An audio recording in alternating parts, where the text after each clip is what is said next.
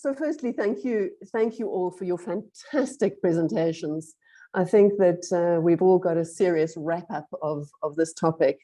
And I think what came out very clearly in the discussions is the importance of designing for humans. You know, we have a very long track record on this continent of building things that are good, but perhaps they don't transform. Perhaps they're not transformative enough because of the old ways of working. So we know we need to change. We have big, hairy problems in the 2020s. We need to do something different. The need is very, very clear. So what is our objective? I think the objective came out very clearly from the discussions. The objective is to take this to scale. And we've moved from a theoretical approach and an academic approach and pilot projects and pilot approaches. We now need to mainstream the way we work so that human-centered design becomes entrenched in the way every project is delivered and every architect and engineer engages with the project. So when we look through the remaining themes of the chat, we see a number of solutions. So I would like us in this panel discussion to focus on 3 categories of solutions. The first is the discussion on funding. Who funds this extra intervention? How do we scale it up? Is it a lot of money or a little money? Who should fund it? And how do we persuade the clients and the donors and the government to fund it? The second discussion theme would be government are the big buyers on our continent. Whether it's a development finance institution or a ministry in a particular country, these are the investors who transform society through investments in infrastructure. In other parts of the world, governments have already adopted human-centered design as part of the normal rollout process. How do we get this to happen on our continent? And then the third question under solutions is human-centered design enough? If we focus on the human, are we going to sort out people, profit, and planet? Or do we need to add another dimension to our discussion? And then finally, we would like to look at some expertise-related issues. How do we build capacity? Who is going to change the way they think and work? How are we going to build personal courage to do things differently on projects? And how are we going to use metrics and data to improve the way we work and to work more efficiently with people as part of this human-centered design movement? So I've said a mouthful. Let's go back to the first of the solutions that came up in the discussion. How do we attract funding? How does the sector, how does the development industry attract funding for human-centered design? We have very interesting comments from Malcolm on the chat, a very seasoned development practitioner. How many times do we have to demonstrate the benefits of a community-centered approach before the financiers take note? We need access to decision makers in these institutions. Then we have other comments. Funding for human-centered design processes is difficult to come by, especially when moving from individual projects to a continent-wide approach for extensive infrastructure development. What would be your ideal view for the role of governments in supporting HCD? Should public participation processes become a requirement for development? Okay, so I think let's start with that. And I'm going to go around the call and ask each of the panelists to make some comments on funding. Prof. Mugendi, perhaps we should start with you. Thanks, Kate. I also want to commend my colleagues, Danae, Kevin, and Andrew. Those were excellent presentations. And I think they brought some of those theoretical, kind of thoughts into action, how HCD in action, so to speak. The question around funding, I think, is a big one. And people tend to put their money where they think there's value or worth. whether these individuals are government or NGOs or even organizations that deal with social kind of philanthropy. My thinking is HCD needs to adopt some kind of design activism, to put it very mildly. I've seen, like, for example, the examples that both Danae and Kevin showed, is once the community members start to see what HCD is, then there's a bottom-up push. Because if we wait for policymakers to make those decisions, I think we might wait for quite a long time. Because politicians, first of all, have very short attention spans. And then if there's no direct benefit for them, they tend to just shout this kind of thinking. So I think if we can demonstrate the efficacy of human-centered design at the grassroots level, and I really like that participatory governance kind of approach, then that produces a kind of pressure from the bottom that forces the policymakers and politicians to take note and therefore act accordingly.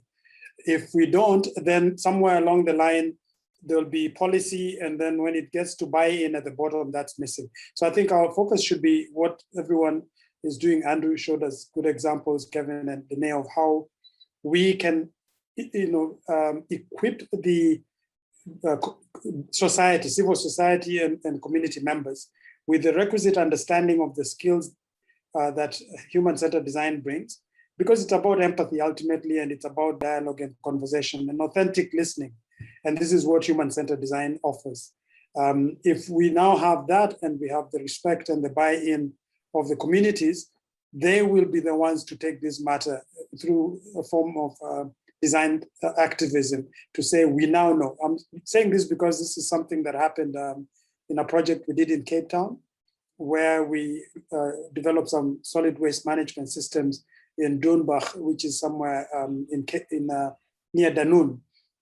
And once the community members understood that we were not bringing in solutions, but we were helping them co-create solutions, they now started even realizing they could actually solve other problems in the community. And that pushed their ward councillor, and they told him, hey, now we know what we need to do.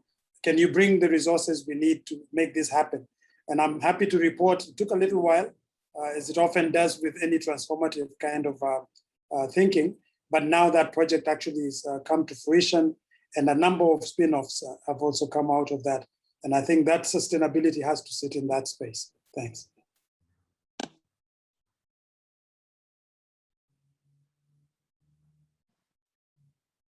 Kate, I can see you speaking, but I'll just go next. Thank you. Yes, you were lip reading. Go ahead. Yeah, I think that is, it's such an important question, and it is a concern that we kind of run into time and time again, especially from the private sector. And, having worked in the consulting industry as well, I understand sort of the margins and the issues, and just kind of like pushing against internal costs and things like that. But there's a few things that I think that I want to say to that is that, one, I found that in engaging with public sector clients, there is an openness. Especially, in the South African context, for example, you've got the National Development Plan, and I know a lot of countries have either their visions or their development plans that kind of take a 40-year view and that kind of thing. And to kind of piggyback off of that, as well as off the Sustainable Development Goals, really kind of using those as a platform to start to communicate. I think one of the big things is speaking the same language as our funders. And also making things very practical and demonstrating to them what it is that we're actually trying to do. And so to that end, I think there's a bit of work to do around almost educating our clients. I don't want to say that in a patronizing way, but almost just, it's more around us getting on the same page, more around consensus building, really, because I mean, I've certainly, spoken to, and met with government officials who are really open to considering this and are willing to kind of reconfigure their projects to make this possible. But then there's also something that I guess I would want to say to the private sector. As a private sector companies, we invest in a lot of things. We make investments, and typically those things have a very long-term kind of return on investment. And really, this approach is an investment. it's an investment into our organizations, it's an investment into our countries, it's an investment into our continent. And so I think we need to start seeing it that way and actually thinking about the time that we spend that might be extra, you know, is an investment into our common and our shared prosperity. So there's really an opportunity as well. And I think a lot of companies, I mean, even, you know, especially a lot of consulting companies, there's a lot of marketing that we're willing to spend money on. Why not use that type of budget to actually host sessions with our clients, with financiers, and demonstrate the value of human-centered design? You can do those kind of practical sessions with them and solve collective problems together. And really, I think through that experience, I know that's what kind of converted me to design thinking and human-centered design, is the experience thereof, and kind of recognizing that. So yeah, I think also just one last point on the funding. I think blended financing is really kind of the future where we're going with many things, including infrastructure. And so really to kind of draw on these various heartstrings, and see, some will give a little bit more, some will give a little bit less, but when we put this all together, we can really make something happen. Thanks, Danae. Kevin? I'll answer that question in the context of the experience that I've had. And that's mainly from an R&D, research, development, innovation, and NGO platform. I think once you have the buy-in from the community, you'll be surprised that the community itself can start mobilizing itself towards some form of funding, be it through the local councillor or through the municipality. And with that, you can also start pulling along what I'd say multiple funding. Reason being, you don't want the project to lean on, especially this kind of community projects that are working on one funder, because if one of them, due to economic or whatever political reasons, fails, then your project goes flat. So I tend to seek multiple funding. It's almost like putting your project on many shoulders so that it can be carried forward in case of failure of one, be it intentional or non-intentional. I tend to avoid the funding, especially because, again, it's an NGO work. You don't want the majority of it to come from government. You actually want it to quite well balanced, private, public, NGO, institutional, because then that way you're able to have an equal stakeholder platform where the voice is not just coming from the municipality or the one who's providing the most funding.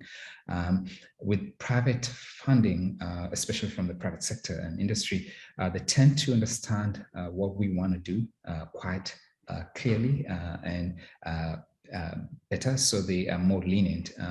I say that from my experience also, because they will back down and let you run and get everything in place, whereas if you're getting a lot of funding from governmental institutions, then or political base, it can interfere. So you want to create a very well-balanced stakeholder group that are very active in getting the work going. I think the other source is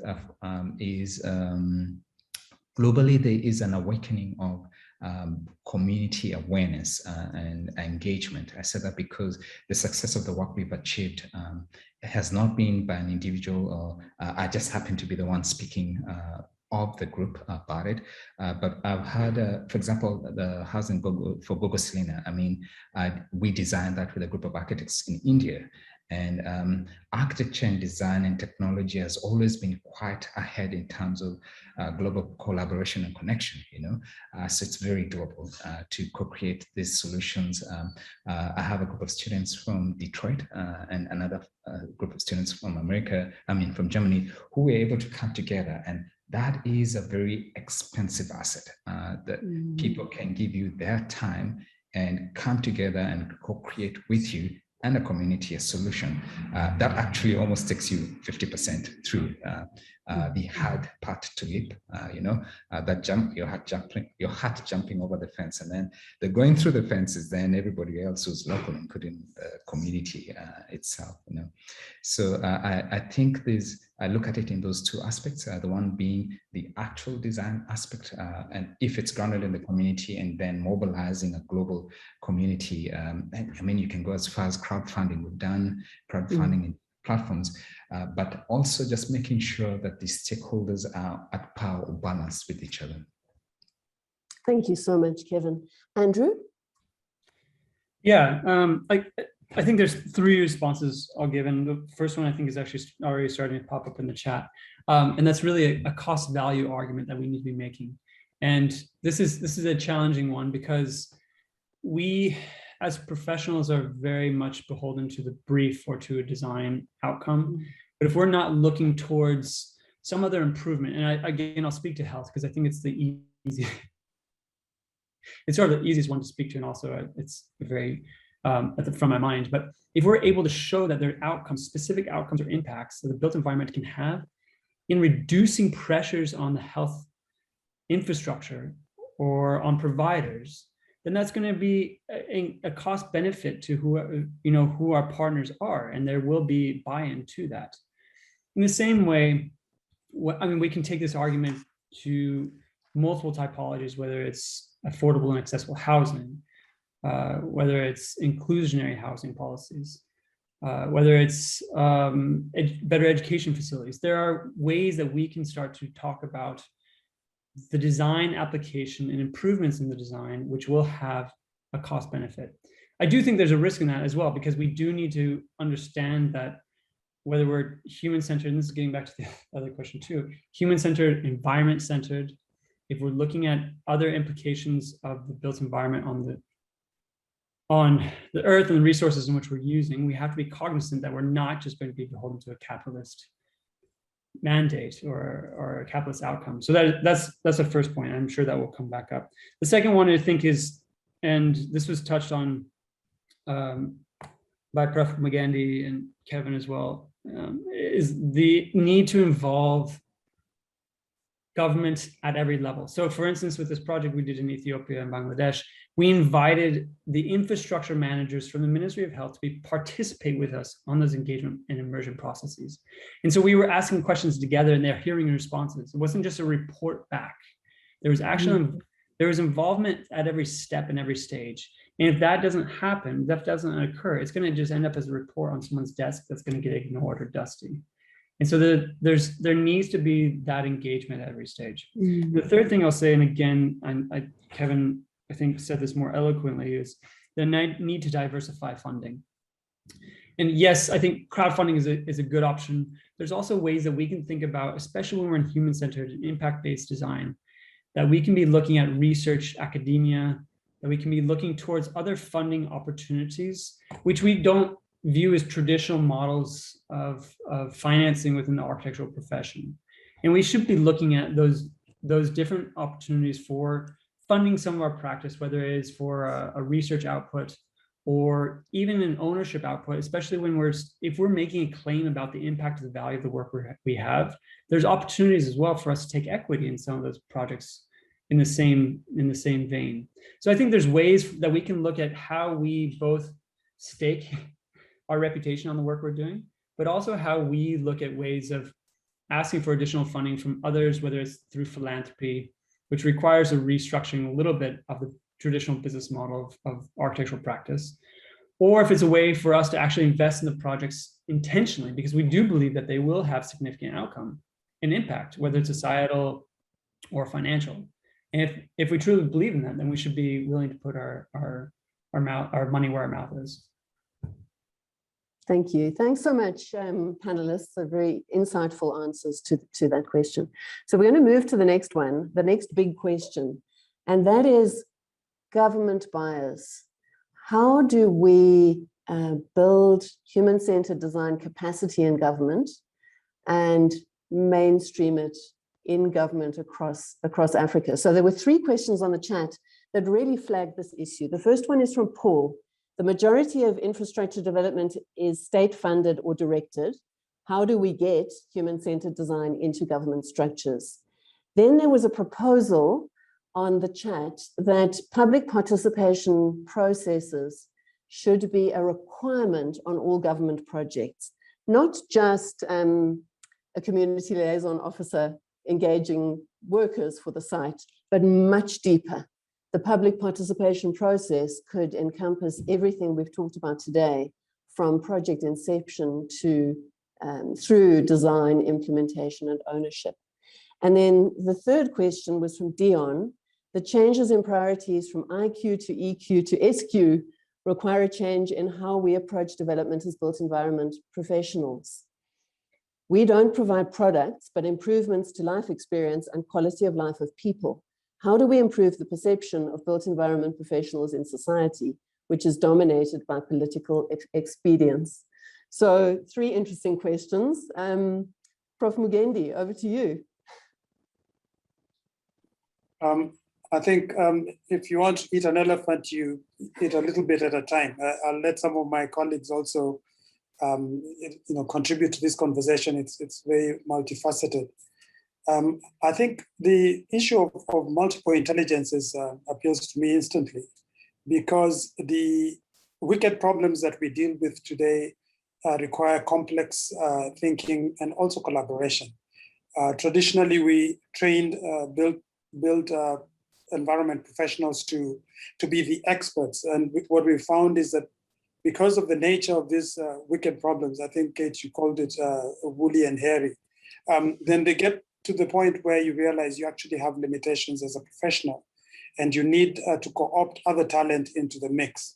The other thing that, and I think this is the beauty of human-centered design, because you trust the wisdom, the collective wisdom of those you're working with, it starts off with a kind of appreciative inquiry mode of engagement, which means that I respect and acknowledge that there's talent and wisdom in that space. So I'm not coming in spiteful of whatever I find there, maybe because people may have low education levels and so on. I actually rely on their wisdom and intelligence to make this kind of thing happen. I also like some of the comments that were made by Andrew, Kevin, and Dene about funding, because I think one thing we need to constantly remind community members is that money is just one component of a very complex mix that needs to make something happen. And if you are engaged with this kind of audit, where you look at what talents, what resources the community has, and I think Kevin's example was very good in that way, then people also start to realize they have something to offer. I think the sense of powerlessness sometimes that comes with people looking outwards for solutions, for help, it only perpetuates this dependency that we are trying to mitigate through human-centered design. So those multiple intelligences, in my view, means that there's a humility that the expert, in this case, comes in with, because of the recognition that the people living in those settings actually own the problem. That's the first thing. They have solutions. In fact, in our example of solid waste management, we instantly identified champions within the same place who kept their compounds neat and they kept things clean and co-opted them instantly as champions within their community. And the community members were actually trusting them more initially than they trusted us, because they knew them, they had relationships with them. So I think even for us professionals, we need to become a little more humble and open to the knowledge that, as the Ghanaians say, that the blacksmith in one village is a blacksmith's apprentice in another. So we need to be open to learning constantly and evolving with our models. I'll stop there for now and let someone else pick up on one of the other points. Thanks, Mugendi. Dene? Yeah, and I think Prof. Mugendi started to hint towards this as well, is that I think we're going to make shifts incrementally. And I think it's important to recognize that we're not going to solve everything. We're not going to fix a sector overnight. And so we have to recognize that our efforts are part of a process. They're part of a bigger picture. I think I want to speak a little bit towards the public participation element, because I did see those questions coming up. And I think, on the one hand, Andrew's work demonstrates this incredibly, how engagement can happen. And especially when you have, a group like MAS who cares about this enough to do that kind of engagement. And that's simply just the way that they choose to do things, so, and there's it's an interesting kind of dynamic that we sit with, especially I can speak from the South African context, where we kind of tend to blame government for a lot of things. And at the same time, it's very much a bit of it's a sense of almost like powerlessness and entitlement at the same time. It's a very weird kind of dynamic. It's like government should be doing this, but government should be doing this for us. So there's this helplessness waiting for government to act. And then at the same time, why isn't government acting, and kind of not exercising our own agency. But I do believe that that's starting to shift. It's starting to shift in communities, and it's starting to shift in organizations as well. Just kind of this desire to actually, well, let's just do something, let's just try. And one of the things to note is that, the private sector does so much work for the public sector behind the scenes. I don't mean that in a bad way, but, from the inception stages, it's the private sector, typically consultants, that are drafting RFPs for government. So in as much as we say the briefs are too constrained, often it's a consultant that has drafted that, so that's part of where we need to start pushing the envelope and start pushing, pushing change and making those incremental shifts. That's the part where we get to start advising our clients on doing something differently, even though we have to recognize that we may not be then the consultant to implement that, to respond to that RFP. How committed are we to actually transforming the way that we do things? Are we willing to share that? Or are we so intent on kind of safeguarding our own IP, and it's only when we get involved in a project that we do this? This has to be a way of life for us. We have to move from competitive advantage to the way we do things. So there's that, and I think I've spoken a little bit already to the fact that there is an openness in government. There's also kind of these strategic pillars that government is driving, and pressing on those, is effective. In many cases, and demonstrating that value. So, yeah. Thanks, Danae. Over to you, Kevin. From a government level, I think the one area that I have participated in is kind of introducing what we call Selfie short learning programs that enable or get leaders to be, I don't want to use the word educated, but more informed or better informed on how to work with communities beyond the political platform, to really be able to understand the communities and the assets that the communities have. Through the Nelson Mandela University, we have had success of working with councillors and chiefs in order to equip them in a way that they can better enable their communities, not themselves, their communities, to make better decisions on assets within the community, be it a bridge or a road that is being constructed to other community facets. I think that process of decision making is an area that already starts impacting the root or the cause way of infrastructure being laid out or being planned or developments being planned in community.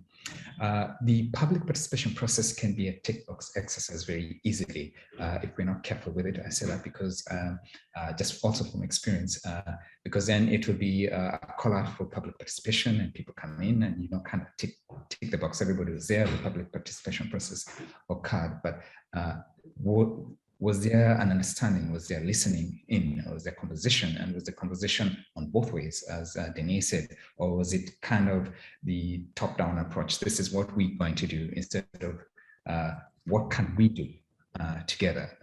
So I am from the experience of getting watching a lot of these participation processes, I think there's a layer of some sort of intuitive social intelligence that really needs to be introduced on how to get genuine, honest public participation to a point that communities don't come to public participation processes to be told, because it's almost like a default setting now. When you go to this community participation processes, the community is waiting for you to say something, and why should why can't the community be the one saying something? So from an social IQ point, I think globally we have, as I said before, an awakening to maybe it's a humanitarian pull. I mean, if you look at what is happening globally and the acceleration of it now, we're seeing more and more community architects or community architecture or community designers or social innovators really coming to the forefront. And within that space, I think the success is actually in the co-creation process. Having universities, as Andrew mentioned, or RDI and communities and developmental agencies co-creating the solutions. I have tested it, and I think our most successful projects have been the ones that were not driven by myself or by a single entity. It's the one that actually has a lot of co-creation, because that way you're able to solve problems from all facets, because we all have blind spots, all agencies, all corporates have blind spots. But when you co-create these solutions on an international level or a global level and really work at localizing them, then you're really able to harness that power of social intelligence. Thank you, Kevin. Over to you, Andrew. I think Danae really pointed this out pretty clearly, and I appreciate her words on this, but we really do need to get upstream of the project. We need to get upstream of the work that's being done if we believe in it. And I think there's two ways we do this. It's, as Kevin is saying, we work from bottom up, from community level, showing examples of what this can look like at a scale. But then it also means that we're involved in forums in which we believe there's room for us to be part of that conversation. I think this was really I think this was made really apparent for a lot of people, especially within the profession, during the COVID-19 lockdowns in South Africa, as we were all sort of asking, what can we be doing for our community, whether it's through the community action networks, whether it's through our local neighborhood, whether it's for a homeless community and people living on the street, or health and providing food support. So we're all looking at our community and how we can be making those improvements. But we should be doing this as a profession no matter what. We should be active within the housing advocacy groups. We should be looking and speaking to health professionals about their space in the built environment, how it works or how it doesn't. And so if we're being participatory in those conversations outside of our profession, we're going to understand both the pain points and also the projects before they even come to the brief or they come to governance and for release of the tender, because we're already going to be part of influencing, but also part of understanding the needs of our constituents, the needs of those end users as we work towards this human-centered design process, but also as we're looking at methods of funding, because we'll also already have thoughts on the best and the most efficient way to fund a project, because we'll be having conversations with those individuals ahead of time. So I really do think that getting upstream of a project is the only way that we can actually begin to influence the work before it even comes out for any sort of bid or tender process. Thanks, Andrew. Thanks, everyone. Very insightful comments and feedback on this. I want us to move now to the issue of expertise, where two themes have come up throughout this conversation and in the chat. The first one is that it takes personal courage to change. And I'd like us to discuss this now. So there are some lovely questions here. Paul says, human-centered design starts from empathy, as per your insightful presentation, Danae. How do we teach empathy, or better still, expression of it to upcoming generations? Then there was a comment that empathy is about engineers with a smile. Everyone should adopt an empathy mindset. And finally, there's a comment from Kweku. In order to design with humans at the center, we need to look at ourselves. And that is confronting, messy, and incredibly complicated, but so necessary. So the key question is, how do we embed a changed methodology in us as architects and engineers to take this forward. Mugendi? Thanks, Kate. These are very interesting questions indeed. Let me just reference Ubuntu once again. I believe, this is the disclaimer, I believe that every human being is born with that capacity to thrive as a social being. I think part of our education system kind of dulls that sensitivity because of focusing on the professional attributes that one needs to, to inculcate as they develop as a professional. I've found whenever we deal with things related to design thinking or human-centered design, that all one needs to be is really listen authentically. It happens in human relationships, it happens in projects. The minute you suspend your own thinking or your own prejudices or perceptions, the minute you open up to the possibility that you could actually be delighted and surprised by the community with which you seek to co-design, you develop more empathy. I'd like to quote two statements. One is a statement that Leopold Senghor, who was the first president of Senegal, once said, that I feel the other, I dance the other, therefore I am. I think for me that's very powerful about how empathy is about mirroring the other person in terms of understanding their reality and their aspirations. Everyone hopes and has aspirations and hopes, and it's for us to tap into those and become part of that that journey. I think Dene did very well in bringing Steve Biko's thinking and consciousness to this conversation. The other statement I'd like to make is we often speak of Ubuntu as I am because we are. And I'd like to maybe suggest we should make it a little more dynamic by throwing in some verbs. And my own interpretation of Ubuntu is I participate, therefore I am.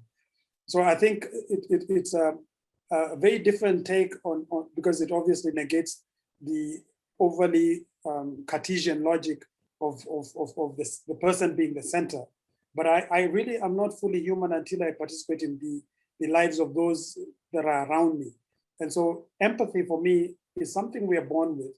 Sometimes it's edited out of our lives because of our professional or other leanings, but it's something that can very quickly be reinvigorated if we genuinely and authentically listen to others, and we genuinely and authentically seek to be part of their solution to whatever they seek to improve their own lives with. Thanks very much. Over to you, Dene. Yeah, I love that. And I think that, we have such an interesting, I think, especially on the African continent, we're really kind of confronted with this clash of culture in a sense.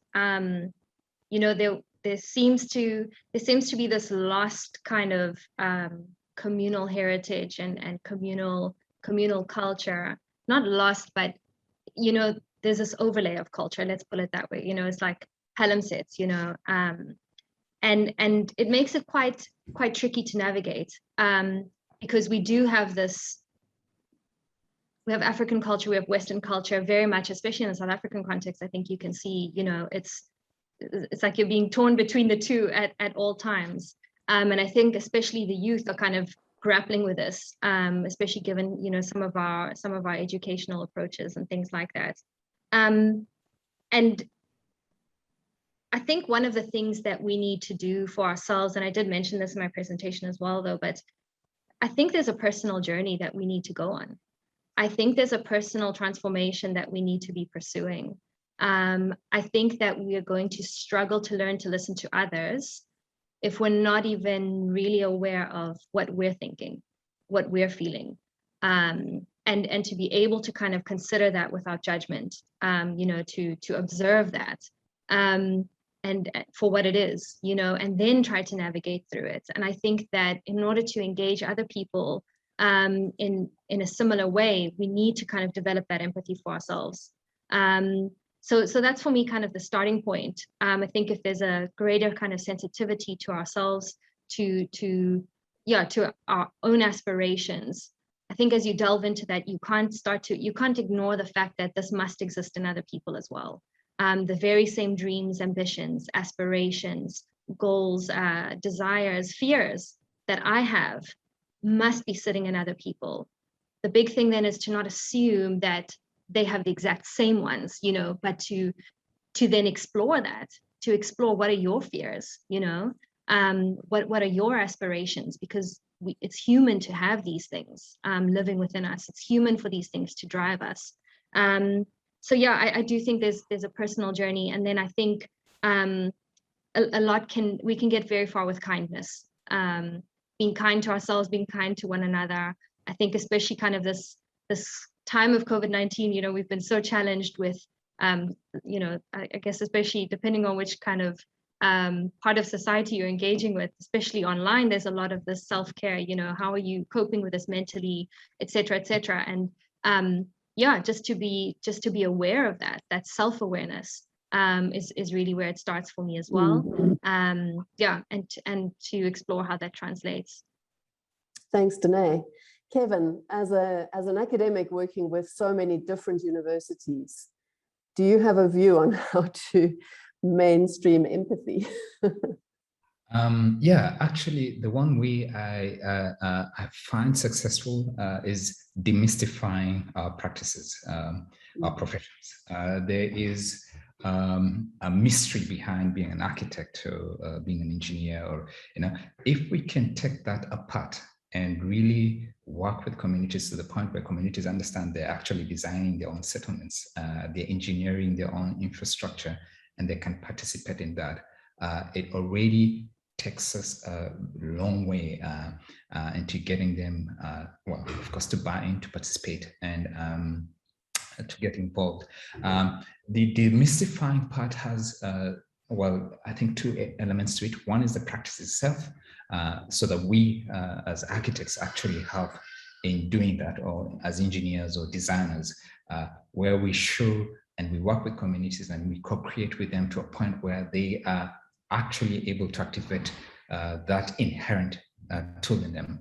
However, there's another element to it, which is from an education point, or actually an education and practice point, because as Prof. Mgendi said, we're born with it, but then we go through an education system. In this case, let me use the word colonial or Western approach that kind of just numbs it down. And I think reintroducing and re-looking at these, actually the present education or practice curriculum, as we had in the introduction of the SDGs, having those 10 top critical tools reintroduced back in education in a way that is very tangible, be it, I would give an example of craftsmanship. You know, the good thing about craftsmanship is it's very involved and engaging and participating, and also, well, at the same time, understanding its limitations, right? But what I'm getting to is re-looking at how we are trained as architects through our undergrad masters sessions, and how we actually get professional practice architects and engineers and designers after practice. Re-looking that would be, is, I think, quite fundamental, and realigning that to the global SDGs and movement of really rethinking how we empathize and engage with other humans in different parts of the world. Thank you. Andrew, over to you. The problem with being the last one to be called on is everyone's already given the fantastic responses. So I don't have a lot to add to this. I think everyone's already really commented. Obviously, this theme of humility and empathy is a clear one. The need for educating the next generation of practitioners was on my list. I think the only thing I'll add to this is really the need to tell a story from the perspective of our partners. When I say partners, I mean the people we work with. And I think, you know, this is something that Mass has been, you know, we've built our practice around this. We've built the practice around telling the story and advocating for the work of the partners that we work with. And so we're very selective about the projects we take on and the people we work with, because we believe in the work that we do. And so we want to tell the story of that. And so I think that's the only thing I'll really add to this conversation now, is that the better we can do at telling the story that we believe in, the more people will want to listen to that story and will want to be part of that journey with us. So not only is an internal change and an academic one, and thinking about how we can be generating and training the next generation, and also recognizing the plight of our fellow man, but also telling the story in a way that is relatable and is accessible to everyone, so that it becomes not just something about the built project, but it really does become one about that collective approach to improving our setting as a globe, as a society. Thank you. Thank you all very much. So now we have half an hour left of our webinar. And what we would like to do is, Wim is going to put a slide on the screen. We're asking everybody on this webinar to, in the chat, add your last thoughts by completing one of these sentence starters or more. I like, I wish, and what if. And while you do that, we are going to give the panelists an opportunity to make some concluding remarks. And then 2 announcements. The first is that we will be sharing the recording of the webinar so that you and your colleagues and friends who've missed the session can catch up with it if necessary. And we will also be capturing some of the key concepts that have emerged through this conversation and share them with you after the session. So now I'm going to go back to Prof. Mugendi and ask just for some concluding remarks, your vision, your wishes, your desires for this conversation. Thanks. Thanks, Kate. I'd like to pick up where Andrew spoke of humility and empathy. I think in the toolkit of life, those are some of the most critical tools you'll need moving forward, because the uncertainty that we deal with in our lives, as much as you may want to come up with a 3-point formula, you may find different circumstances and different situations demanding responses. But I can guarantee, based on my own experience, that humility and empathy will take you a long way. And I'd like to just conclude with a short story in the time-honored tradition of Africa. And the story basically is about the lion in the savannah. Many of you can relate to that. And one day he gets up and walks in the savannah, and as he saunters around, he meets a monkey and asks the monkey if he knows who he is. And of course, the monkey, without hesitation, says, "You, sir, are the king of the jungle." Of course, lion likes this response and decides to try the next animal he meets, just to see if this is indeed consistent or it's just a one-off. And he meets a buffalo and asks the buffalo the same. And without any hesitation, the buffalo also says, "You, sir, are the king of the jungle." So the next animal, he decides, now this is getting interesting, but in the spirit of research and triangulation, let me raise the bar a little bit. If I get one more response, that should do it. And he spots the elephant at a distance and approaches him and asks him the same question. And without missing a beat, the elephant picks up the lion and literally beats him to within a hair of his death. He was actually going to be killed. And the lion, battered and bruised, lifts his head and then says, "You know what? You don't need to get so violent just because you don't know the answer." So this story for me tells us, one, that the lion is this expert, he's the engineer, he's the architect, he's the designer. He talks to academia, which is a monkey, and they get what those kind of people do. Then he meets the buffalo, which is industry, and industry actually gets it as well. The elephant represents 2 categories that sometimes do not get what we do: government and also civil society. So my suggestion is, with humility and with empathy, we can get to win this last category of people over. And instead of being beaten up like the lion, we actually might become the friends of the elephant and everyone else. And thank you very much to everyone for this opportunity. Thank you so much, Mugendi. Excellent story. I love it. Danae, your closing remarks. Yeah, I think that imagine a world that everyone gets to build. I just kind of think about that sometimes, you know, if we're all part of creating the world, if we're all have a voice, you know, in what happens, if we all participate in this thing of life that we do together, you know, imagine what could come out of that. So I thought I'd go along the same kind of trend of your questions. And I like that in this space we are thinking about rebuilding the world. I wish that we would do so together, you know. Yeah, and what if we did? What if we really did? So yeah.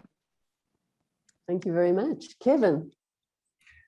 I think we past the demystifying of our professions and the work that we do, I think it's the participation. We all need to be participants in every way, be it in active citizenship or be it in academia or in professions as architects. I was once taught the 80-20 rule and really bought into it. If you can give 20% of your time in one way or the other in something that is not yourself, that is community oriented, that is active citizenship oriented, it goes really a long way to start pushing the norms of what has been accepted and creating engagement, creating the space for, as Denise said, conversations that people can hear each other, and it will take us a long way. Thanks very much, Kevin. Andrew? I think the last thing I would just add, maybe some closing remark, is that I think we need to continue to ask for that which we don't know. And again, this comes back to that lesson of humility and empathy, but really continuing to recognize that we are in a position where, as architects, engineers, designers, we're expected to act as if we do know the answer. I think Prof. Mugendi's story was spot on. But that we do need to be continually asking to understand what it is that's going to drive success on whether it's the project we're working on or the partnership we have or the profession, and continue to search and to broaden our understanding of the challenges which we face, both in the built environment, but also continuing to challenge each other within the profession to do better, and also challenging each other within society, that we can look for a better future, one which is responsive not only to the humans and the users we serve, but also to the climate and to the environment in which we live. And that we do need to be making some radical decisions and radical changes in order for us to move forward into a more holistic and healthy future together. Thank you. Thank you so much, Andrew. So we're moving towards the end of our webinar, our conversation for today. As Zutari, we would like to thank the presenters for sharing their expertise and the excellent quality of the presentations and the inputs on the panel discussions. We'd also like to thank the participants and ask you please to leave any final feedback on the chat. I'm seeing the most inspiring discussion coming through on the chat now. What if, I wish, and I like. This is the way we're going to take this conversation forward and make change in the way that we work, so that we can maximize the impact of our work and the infrastructure we're delivering on this continent. Let's wow the current and future generations by designing for humans. Thank you all.